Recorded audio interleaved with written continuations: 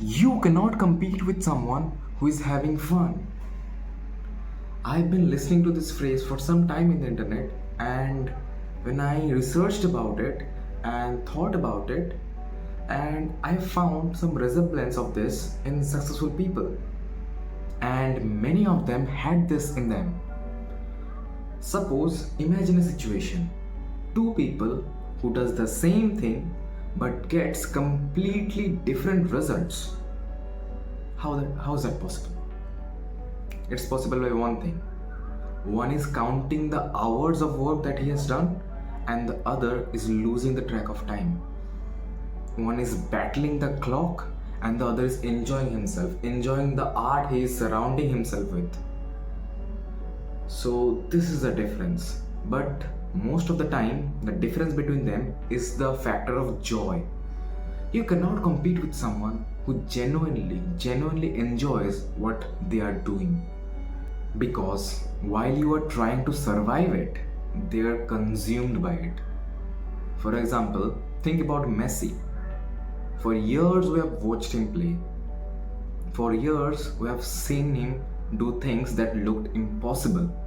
He won multiple trophies in the club level, but he was brilliant in Barcelona but couldn't replicate the same thing for Argentina. The international career of Messi was nothing short of pain most of the time. Messi used to be stressed the F out during international games. For a decade, constant failures in the international stages, year after year, tournament after tournament, and eventually a point came in his career where he retired from football until some of his friends told him to come back and help the country. Eventually, after playing for some years, until 2021, he was trophyless. Until from 2021, he won a couple of international trophies, which resulted in lifting the pressure, the responsibility which he had behind his back of the nation, of the people, of the fans, lifted. And he has freed himself now from the shackles of responsibilities. And when you see Messi now, Messi has stepped into a World Cup without having to prove to the nation anything.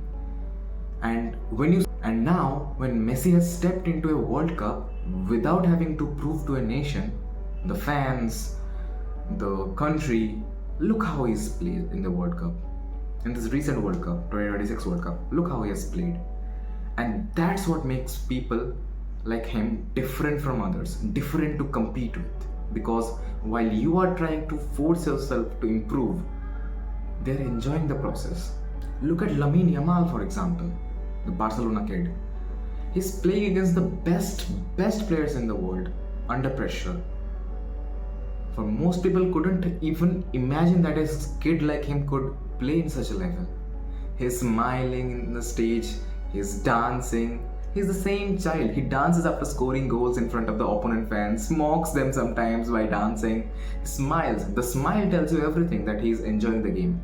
Because when you genuinely love what you do, the discipline automatically becomes easier, isn't it?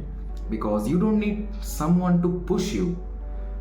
You push yourself because you love it. You don't need any motivation every morning. You just want to do again. And eventually, the person who enjoys the process gets more repetition than the person who constantly try to escape the process. And here lies the main advantage. So he does more repetition of the same work and becomes better than the other who is just derived by motivation. And for us, for normal people, the goal is to find something which you will happily do even if nobody is watching.